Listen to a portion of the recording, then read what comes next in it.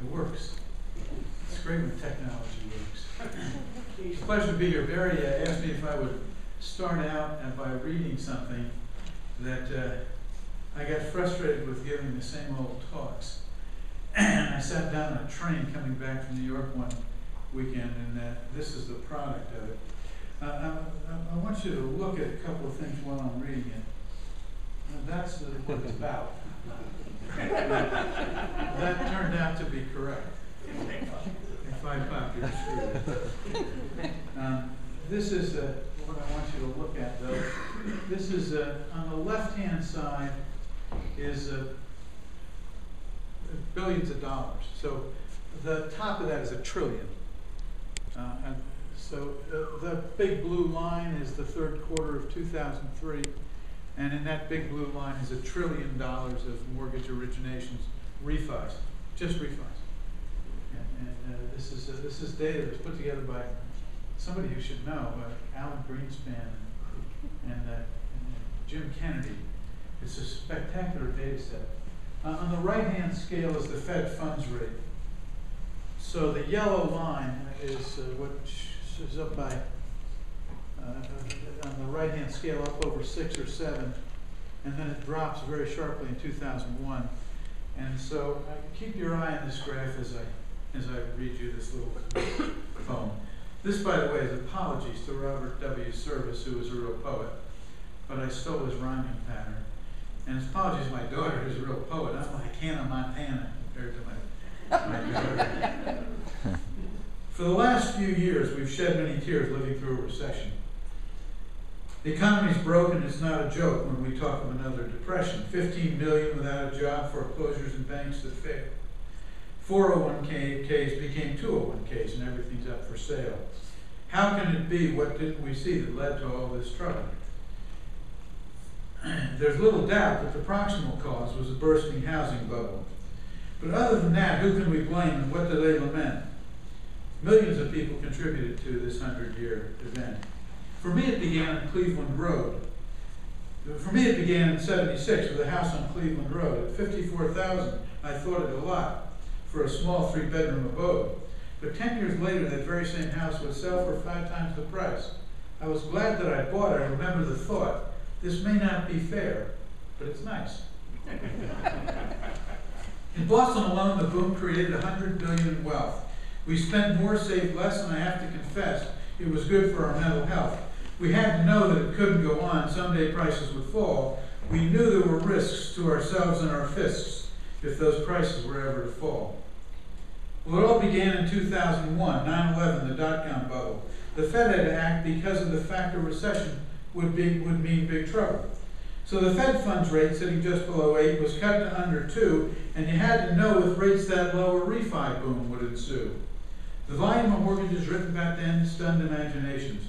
In a single quarter in 2003, $1 trillion in originations. But something happened late that year that made that caused long rates to rise, and that was the end of the refi boom. It came as quite a surprise. With refis gone, so were big fees. But banks still had money to lend, and the search for buyers to fill up the gap seemingly had no end. The Fed kept pumping through 2005. You can see that up there. The Fed kept pumping through 2005 to keep short rates very low, and Greenspan gets a share of the blame. His halo has lost some glow. Of course, the key for all to see was a robust housing market. Buyers could borrow lots of cash, and a house was a good place to park it. A summer home, a new big house, no one seemed to care. Homes were made of bricks and land. The value would always be there. It didn't matter what rate you paid or what you made in a year. For a while, liquidity led to stupidity. Just sign and see the cashier. High LTVs and option arms, negative AMs and more, 228s with teaser rates, and ridiculous FICO scores. Competition was the force that made the music play. As long as prices didn't fall, everything was okay. People could always sell their house for more than they had paid. Defaults and foreclosures stayed quite low, and lots of money was made. Fannie and Fred were always ahead. Countrywide got in the fray. Then Lehman and Merrill and Goldman Sachs couldn't be kept away. And you can guess that MBS helped make the trading brisk. Investors thought that the paper they bought was tranched with well-measured risk. To that add leverage and default swaps, and then house prices fell. Smart guys got hosed, and the risks were exposed, and that was the closing bell. Now where do we go? We really don't know. We've never been here before. Only time will tell when the markets will clear and prices will fall no more. Some of the data suggests a bottom, while other data say no. Prices stop falling at least for a while, but there may be a long way to go. The inventory of unsold homes still continues to grow, and we're hardly building any new homes, with starts at 50-year lows. A number of problems remain as risks as the market begins to turn. Number of loans that still need to be marked, to market that is making stomachs churn. 15 million who want to work don't have jobs today, and slow is the pipeline of loans in default, since no one wants to pay. It could also be that the pickup we see is purely from government red. Lower rates and tax rebates buying paper from Fannie and Fred. All have certainly played a role, and only time will tell what will happen when they're withdrawn with empty units to sell. In the longer run, a lot depends on the rate of household formation. That depends, of course, on the rate of immigration. It also matters what kids do, like living with mom and dad, or doubling up till they get a job to pay for their very own pad. So now we come to the end of this ode, without much to say for certain. I hate to say it, that's where we are, not beginning or final curtain. The truth of the matter at the end of the day is that markets will make you humble. Just when you think it's time for a drink, they will turn and fortunes will crumble.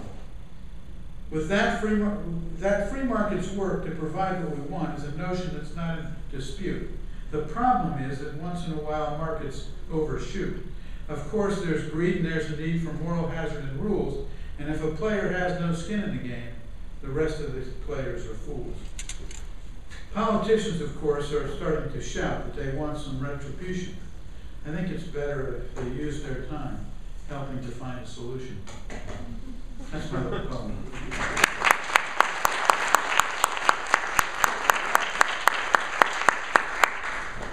Now, what to say? I mean, it's really, we're in a tough spot. So let me talk a little bit about where we are today, and then not take a lot more time, because Lisa's got a lot to say, a lot of things you want to talk about. So let me, first of all, let me see what we got here. Let me get this into work. Yeah, there we go. I mean, just to talk about the size of the problem, this gives you a feel for it. If you look at the size of the owner-occupied housing stock in value terms, of course, we started back in '95 about $8 trillion. By 2000, it was 12. And then in a period of 6 years, it went up by over $10 trillion. That's a lot of wealth. And it ended up in the balance sheet of the household sector in the blink of an eye. I got interested in this stuff back in '85 when my house went up, and my house in Wellesley, which I paid $54,000 for, went up 40% in 1 year. If you look around Boston, that created $100 billion in wealth in the city of Boston. God came down, put it on the balance sheet of the household sector, and we changed our behavior. We saved less and we spent more.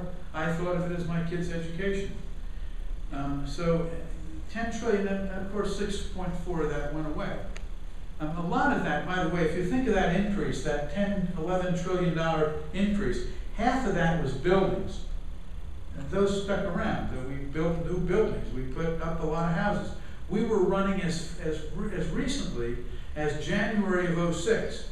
We were running 2.3 million housing starts a year at annual rates, and that's a big number given the what we needed, which was not the number of houses we built.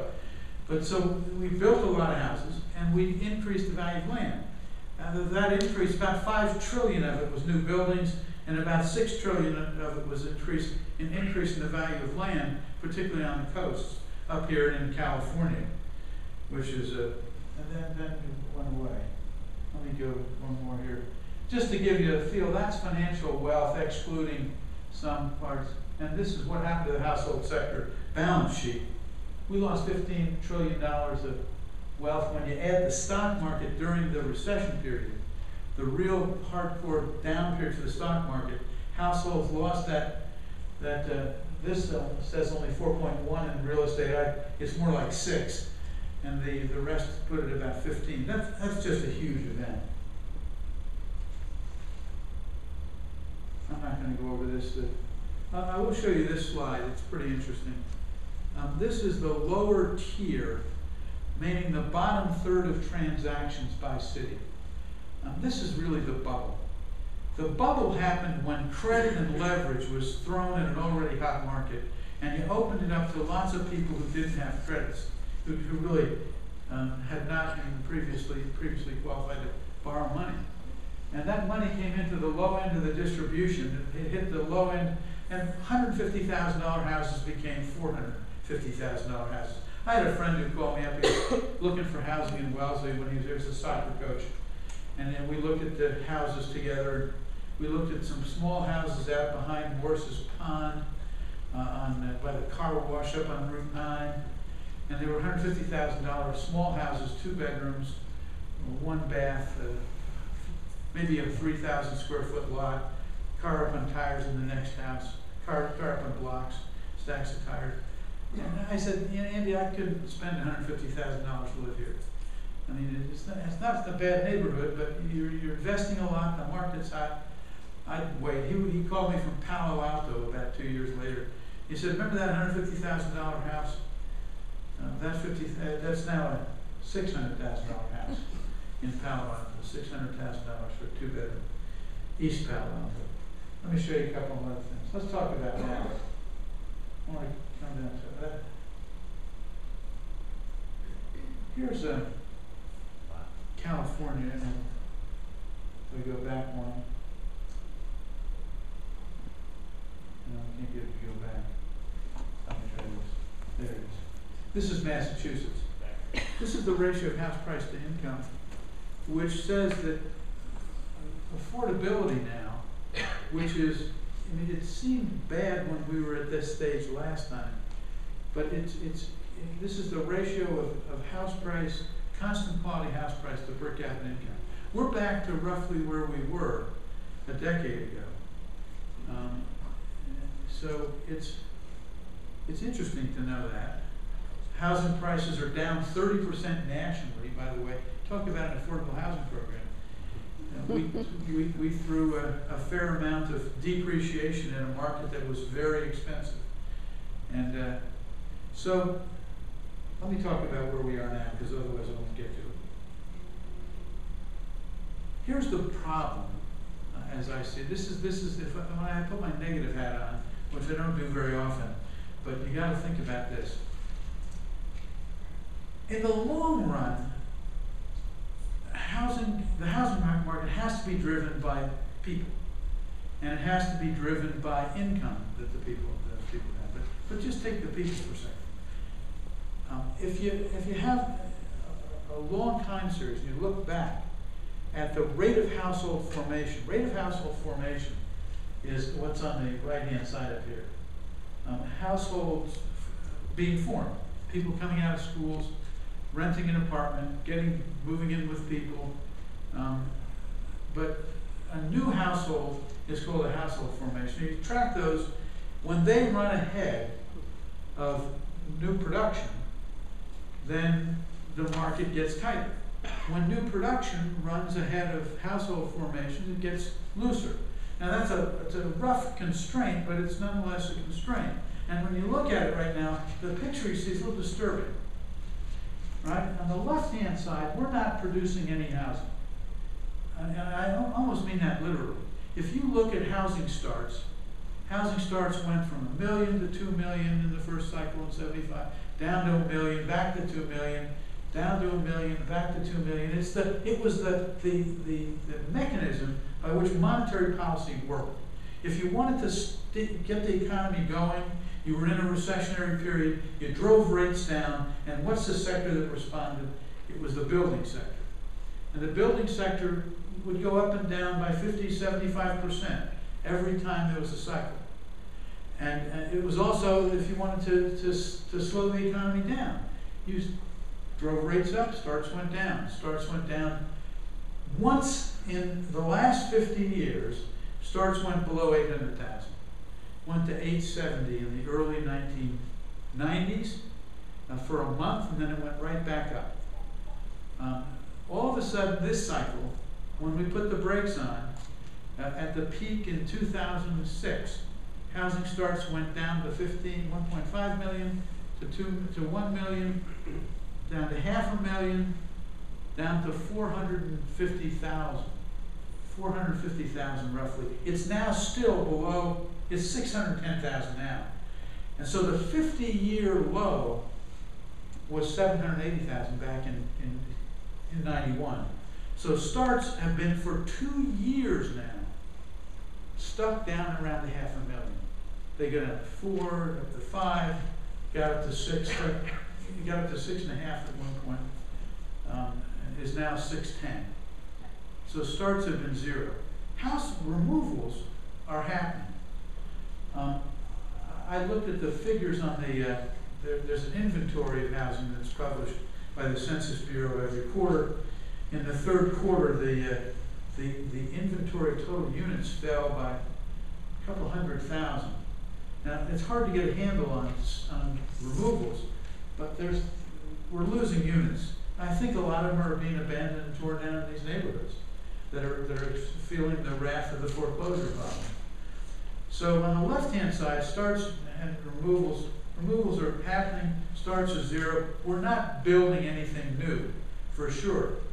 The problem is that when you look at the vacancy numbers are up. And the only way the vacancy numbers are up, if we're not producing anything, is that household side's got to be weak. The Joint Center for Housing Studies publishes data and a forecast for housing household formations. It's still their forecast is about 1 million. We can't be adding 1 million households if the vacancy rate is rising and we're tearing stuff down. I mean, it's just not, it can't be happening. It doesn't add up. So I think all that's happening. I think immigration, we're not treating immigrants nice. I was at a wedding in New York a couple weeks ago. We took a boat ride in front of the Statue of Liberty and said, "Send me your tired and your poor." You know, I mean, send me nobody. We don't want anyone coming here. You listen to talk radio and you just can't believe it. Immigration is something that we hate now, and so we're not getting as many immigrants as we were. You can argue that till you're blue in the face. There are people who will argue the benefits and costs, but I think there are huge costs. And one of the costs is that it's fewer households. Emigration is people leaving, people going elsewhere, and that's up. No question about it, but we don't know really by how much yet. Every year we get surprised by the census. When Greg Mankiw wrote his paper, The Baby Boom, the Baby Bust in the Housing Market, back in 1989, he argued that the housing market was going to crash in the 90s. And what he discovered when the census came out, the 1990 census was that we had 10 million people we didn't know we had. And that made a big difference to the housing forecast. All right. My fear is that we wake up in a couple of weeks or months or whenever the census releases come out, and we discover we have 5 million people fewer than we thought we had, and that's going to be a problem for the housing market to absorb. Of course, there's doubling up, and there's mom and dad, and there's a lot of that. We don't know how much. That will come back when the market clears. Now, the market is normally cleared by not with price falling. When there's a drop in demand and the inventory builds, first thing happens when there's a drop in demand, inventory builds, because people won't sell. There's a holdout phenomenon. People call me and say, "I can't sell my house." I say, "For Christ's sake, you're an economist." This is an economist called me and said, "I can't sell my house." I said, you can sell it. And they said, "But people are very reluctant to sell it, so they hold out." So what happens then? We don't produce. And we don't produce, the households are formed, the market clears. The market's not clearing that way this time. It's not clearing in part because of this mess with foreclosures and the problem of the expansion of credit. We're not getting that end of the market clear. So we got 2 market clearing processes. One is the lack of production. The other is the this problem with the foreclosures. This is my pessimistic slide. What about the optimistic part? Why am I optimistic at all if this could clear? We got so many vacant units, we got millions in the pipeline. I'm not going to go through those data, but then the data look, let me tell you what the data said. The data say we were not selling any houses back 2 years ago. All of a sudden, we passed a credit. The credit caused a mini boom. The credit caused existing home sales to go from down around 3 million, 3.5 million, 4 million, up to 6.5 million by November a year ago.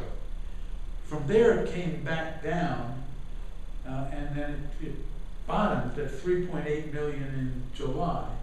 That's existing home sales. And then it's come back a little bit. It's up to 4 or 5 now.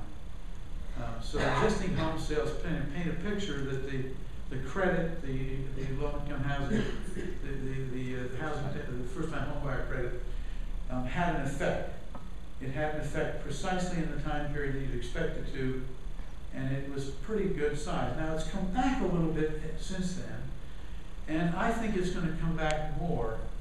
And I say that basically on the basis of anecdotal evidence and people I talk to. I've had 3 students who never would have bought houses, dabbling in the condominium market now in Boston. $300,000 with a 3.9% interest rate, you can get for $1,200, $1,100 a month. And that's not the 3,000 or the 2,000 that you saw on units like that a couple of years ago. So it's gotten cheaper. Housing prices nationally are down 25–30%. You take a house price down 30%, you throw a 3.8% mortgage at it, you get a pretty low monthly payment. And that's starting to move people because rates are not going to sit down there forever. I mean, we're talking a lot about inflation the last few weeks. You listen to what's happening to commodity prices, and the Fed's doing QE2, putting more money in the system. Your brain, if you're an economist, starts thinking about the price level. Now, I think we've got to do more to get unemployment down. Unemployment is the problem. Unemployment is awful. But what I fear is that sooner or later you're going to see some inflation coming back in, and that's going to lead to the Fed starting to withdraw that credit. It's not going to be good. So, one last little optimistic point. It doesn't take a lot of people to move the market. What is the market? The market is the number of transactions you have. You get people who exchange. We look and we say the value of housing stock or the value of my house depends on what I observe other people paying. When we do appraisals, we look at comparable sales. So you look at the number of transactions that get done, and it's about 4% of the stock. Maybe a little less than that. 130 million housing units. We trade in the existing housing market about 4.5 million of them. When you add to that a couple 100,000 new, which is constraining the supply, you don't get a lot of transactions, but those are the ones we choose to value everything else. And people listen, they see these transactions, and there are probably 2 kinds of people in that mix. One, people with deep pockets who are buying in the ordinary market and they're paying top dollar to take units off. Those are probably biased upward. You get a small number of transactions, people who either have deep pockets, they love the house, they're going to stretch to get it, they buy it. On the other hand, you have the auction market, which accounts for about 25 to 30%. It depends on what numbers you look at. Some people say it's higher, it's certainly higher in Florida, Arizona, and Nevada. It's not as high in California as it was. It's pretty high here. Relative to how well we're doing quite well, thanks very much. We're doing pretty well in Massachusetts, but the number of auctions is still very high. So how do I get this feeling that it could be all right? I mean, it's not going to be all right. It's bad. There are lots of people on quest. So people ask me, your field is so hot. Everyone's interested in it. Your researchers. I said, yeah, but it's not fun. It's not fun because it's hurting people a lot. And that's not going to end soon. But we'll work our way out of it. The market will pick up. I don't think it's going to drop and send us into a second round on a recession. I don't think so, because I think people will stabilize that small segment of the market that they have to. I mean, there's going to be people coming back in the market. They're already there. And if you get 5 or 6% of them, and by the way, you interview people who are buying houses, they're incredibly optimistic. So I say all of this with absolutely no conviction. You can look at the market, the way it's worked, the way it hasn't worked, and it's hard to get comfortable with a story. There's a lot of pessimistic stuff out there, there's a lot of optimistic stuff, but then again, I'm a Red Sox fan.